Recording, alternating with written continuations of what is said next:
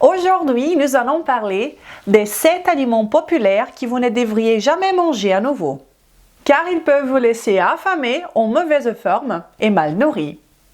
Ce n'est pas pour rien que tant de gens sont malades et ont du mal à perdre du poids. Tout est une question de cause à effet. Et beaucoup de personnes peuvent se saboter en commettant des erreurs alimentaires sans même s'en apercevoir. Allons donc maintenant voir ces 7 aliments et voir également ce que vous pouvez manger à la place. Le 5e aliment va susciter la controverse, mais tant pis. Si vous appréciez ce genre d'informations, si vous appréciez mon travail tout court, alors je vous invite à me laisser un pouce en l'air car cela me motive énormément. Et commençons tout de suite. Bonjour à vous, comment allez-vous? J'espère que vous allez bien. Soyez le bienvenu sur ma chaîne. Je suis Renata Barcelos, chercheuse indépendante en sciences nutritionnelles depuis 2015. J'ai déjà aidé des milliers de personnes à changer pour de bon, de façon définitive et intelligente. Et je suis ici toutes les semaines pour vous aider à vous aussi à atteindre vos objectifs de perte de poids, à améliorer votre santé et à vous sentir bien tout au long du processus. Et tout ce qui est partagé ici est basé sur la science, sans blabla. Comprenez bien qu'en termes de santé et de perte de poids, ce que vous mangez est bien plus important que la quantité que vous mangez. La qualité de votre alimentation a un impact beaucoup plus important sur votre santé que les quantités que vous consommez. Cela dit, passons maintenant aux 7 aliments que vous ne devriez jamais manger à nouveau. Et le premier d'entre eux est l'huile de tournesol. À mon avis, les huiles végétales, comme l'huile de soja, l'huile de maïs, l'huile de colza et toute huile faite à partir des graines et des céréales, sont l'une des principales causes de la dégradation de la santé de la population mondiale. Ces huiles n'existaient pas auparavant. Ce sont des inventions relativement récentes, extrêmement transformées et possibles uniquement grâce à des procédés industriels complexes. En réalité, ces huiles sont pro-oxydantes et elles s'incorporent dans notre propre graisse corporelle et dans nos membranes cellulaires. Elles perturbent l'appétit et favorisent une prise de poids importante. Ces huiles sont extrêmement riches en acides gras oméga 6, appelés acides linoléiques. Et de nombreuses études scientifiques nous montrent qu'avoir trop d'oméga 6 n'est pas quelque chose de bénéfique pour notre santé. Au contraire, elles peuvent être très néfastes dans plusieurs façons. Par exemple, sur ces graphiques, vous pouvez voir que la quantité d'acide linoléique accumulée dans la graisse des adultes aux États-Unis a augmenté au fil des décennies. En consommant ces huiles, votre corps les intègre dans sa propre structure, votre masse adipeuse, dans vos cellules et vos membranes. Comme il s'agit d'un type de gras qui est très oxydable, vous savez déjà très bien en les consommant que vous mettez votre corps dans un état pro-oxydable et pro-inflammatoire. Et pourquoi j'ai choisi spécifiquement l'huile de tournesol? Parce que parmi les huiles les plus courantes en France, celle de tournesol est celle qui contient proportionnellement la plus grande quantité d'acide linoléique, comme vous pouvez voir dans ces tableaux. L'huile de tournesol contient 62 g d'acide linoléique pour 100 g de produits, tandis que l'huile d'olive n'en contient que 8,7 et le beurre 1,22 g. L'huile de tournesol contient donc une quantité importante de cet acide gras nocif pour nous.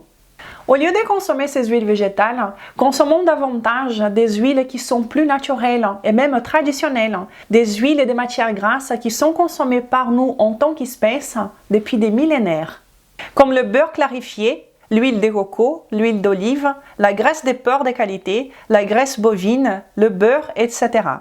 Passons maintenant au deuxième aliment que vous devriez éviter le plus possible et dont le monde idéal n'est plus jamais en consommer. Les bouillons de viande, les bouillons de poulet, etc. Vous savez, ces petits carrés de bouillons que vous utilisez pour cuisiner et dont certaines personnes se servent quotidiennement ou régulièrement? Eh bien, peut-être que cela n'est pas une surprise pour vous, mais dans ces petits cubes, eh bien, il y a beaucoup d'ingrédients que sûrement vous ne voulez pas mettre dans votre corps. Si nous examinons les ingrédients de ces cubes, nous voyons essentiellement que le deuxième ingrédient est le glutamate de sodium, la graisse végétale, avec tous les problèmes que je viens de mentionner concernant les huiles végétales. De plus, il contient de nombreux additifs, ainsi que des arômes artificiels. C'est un amalgame de choses artificielles et néfastes, à mon avis. En réalité, lorsque la qualité des ingrédients est élevée, vous avez moins besoin d'assaisonnement.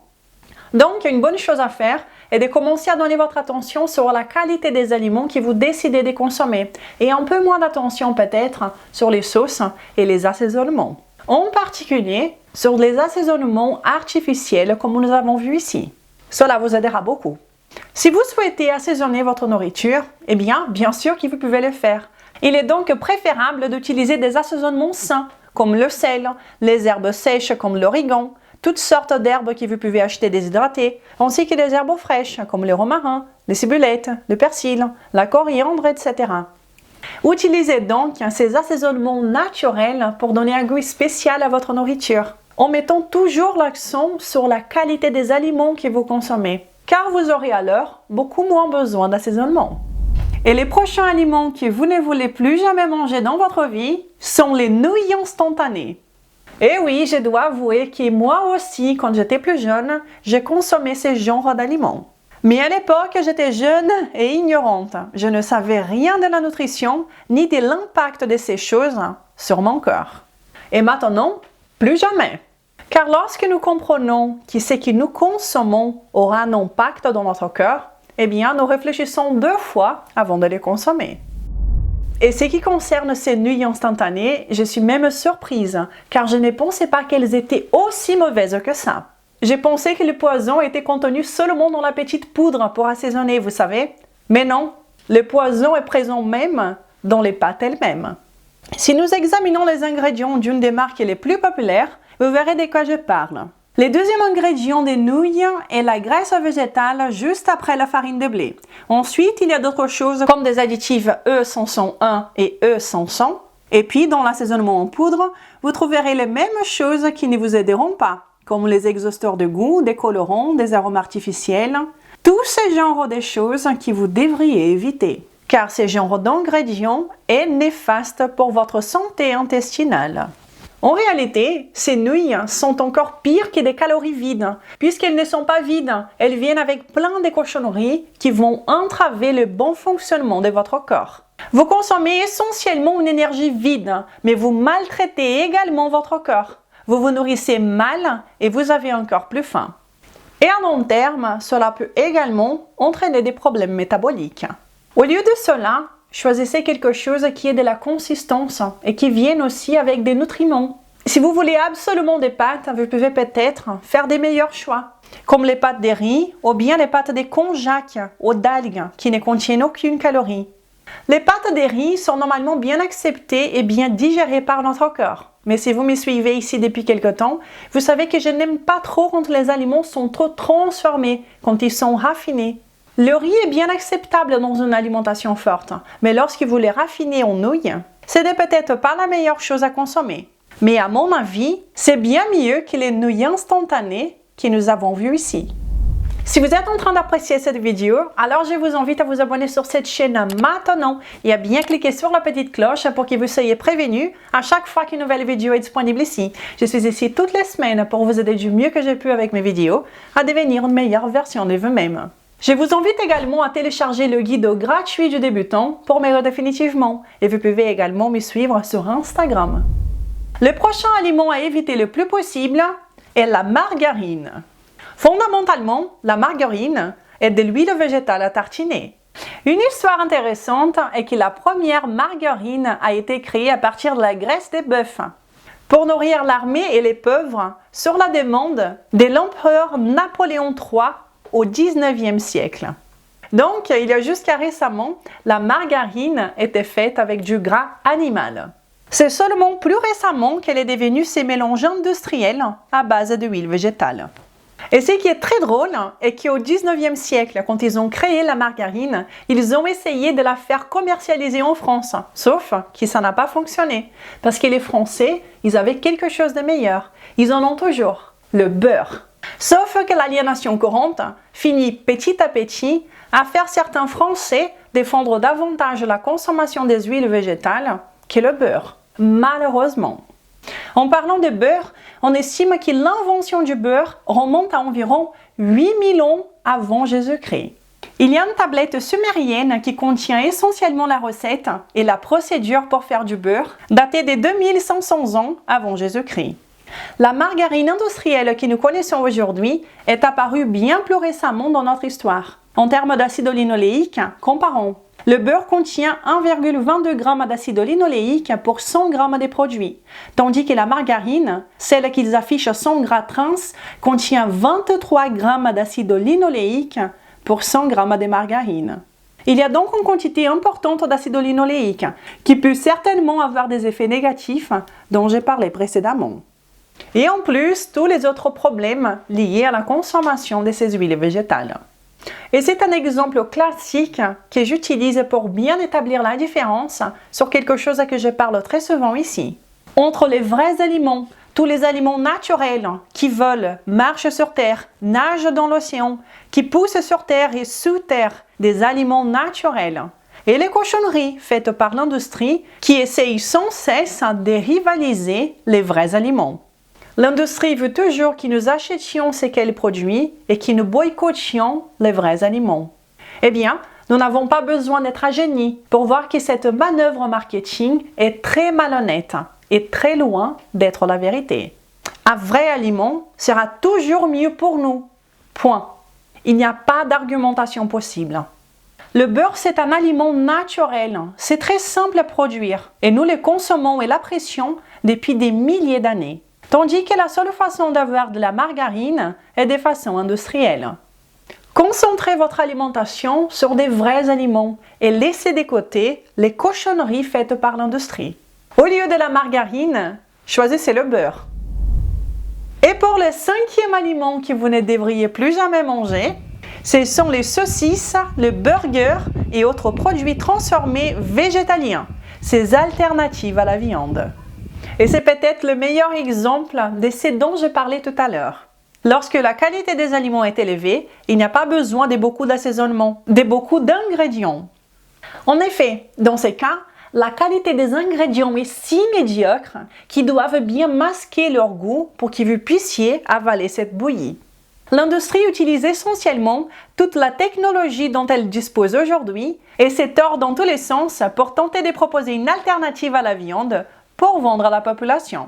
Par exemple, prenons cette alternative à la viande hachée végétalienne d'une des plus grandes marques mondiales. Voici les ingrédients. Protéine de soja concentrée, qui est une protéine incomplète et riche en antinutriments. De l'huile de coco, qui n'est pas mauvais. L'huile de graines de tournesol. Et ensuite, toute une série de choses que vous ne pouvez probablement même pas lire.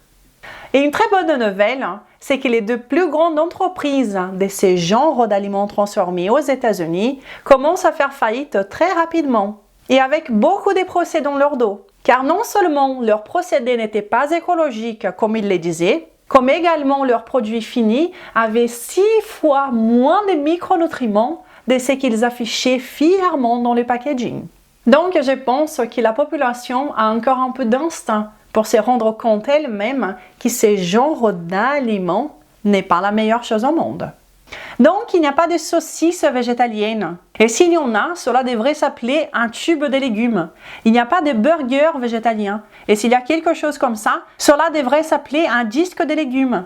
Vous n'avez pas besoin d'inventer des alternatives à la viande. La viande a toujours existé. Elle est complète. Elle n'est faite qu'avec un seul ingrédient. La viande a toujours existé. Nous la consommons depuis au moins 1 million d'années. Elle est saine. Et elle est également essentielle pour l'équilibre de la planète, avec une agriculture durable.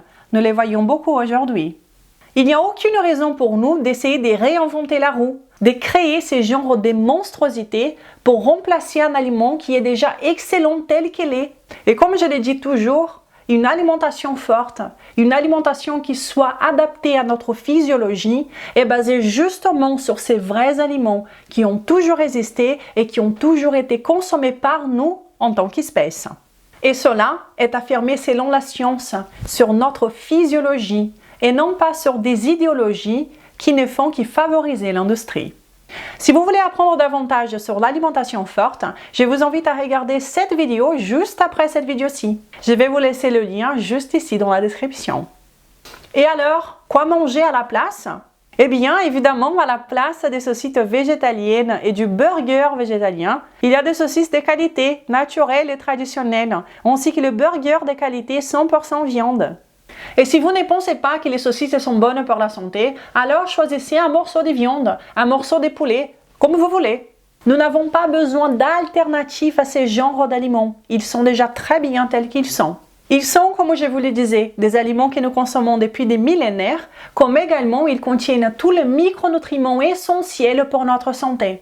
C'est peut-être un signe de la nature pour nous montrer quels sont les aliments que nous devrions consommer, n'est-ce pas? Ne sous-estimez pas les pouvoirs de ces conseils. Si vous commencez à les mettre en pratique, un jour vous allez vous lever le matin, vous allez rentrer dans la salle de bain, vous regarder dans la glace et être complètement surpris. Comme ça a été le cas du cas de succès qui nous a été envoyé cette semaine. Bilan du défi 30 jours. Perte de poids pour moi 5 kg et pour mon mari 6 kg. Beaucoup moins de problèmes digestifs. Je suis également bien moins fatiguée en journée. Il n'y a pas si longtemps, j'avais des gros pics de fatigue. Envie de faire mais pas de tonus. Je ne suis plus fatiguée au réveil. C'est que j'avais fréquemment avant. Et ce n'est que le début. Bravo à vous deux pour ces grands changements. Je vous félicite grandement. Et merci d'avoir envoyé ces témoignages qui motivent beaucoup. L'alimentation a un pouvoir incroyable pour vous amener là où vous le souhaitez, et cela en termes de forme physique, ainsi que pour vous permettre de retrouver une santé optimale et enfin de vivre bien, avec vitalité et énergie. Et pour cela, vous avez déjà plus de 300 vidéos toutes gratuites pour vous aider à atteindre ces objectifs. Cependant, si vous ressentez le besoin d'être plus épaulé, je vous invite à venir connaître mon programme de perte de poids optimisé pour la perte de poids qui s'appelle Code Maigre Définitivement. Ce programme de perte de poids est 100% basé sur la science, où vous ne vous affamez jamais, vous mangez jusqu'à la satiété, car c'est ainsi que ça se passe, la perte de poids pour de vrai. Et si vous pensez que le code peut vous convenir, alors j'aurai l'honneur de vous accueillir parmi nous dans les groupes privés pour les participants du code. Un endroit incroyable où vous trouverez des personnes qui sont aussi en train de suivre cette aventure. Vous allez trouver également de la motivation, des recettes, des idées de repas, ainsi que des vidéos en direct avec moi tous les mois. Et alors, qu'avez-vous pensé de cette vidéo? Quels sont les aliments parmi ces 5 que vous consommez encore? Ou bien quels sont ceux que vous avez arrêté de consommer depuis quelque temps et qu'avez-vous remarqué comme amélioration? N'hésitez pas à me laisser votre commentaire, c'est toujours un plaisir de vous lire. Si vous avez apprécié cette vidéo, alors je vous invite à la partager, à me laisser un pouce en l'air, à commenter et si vous voulez aller au-delà, à soutenir cette chaîne. Toutes ces actions m'aident et beaucoup avec le travail que j'ai fait ici toutes les semaines. J'ai fini cette vidéo en vous souhaitant une belle journée et un très bon week-end. Nous nous verrons la semaine prochaine. Ciao!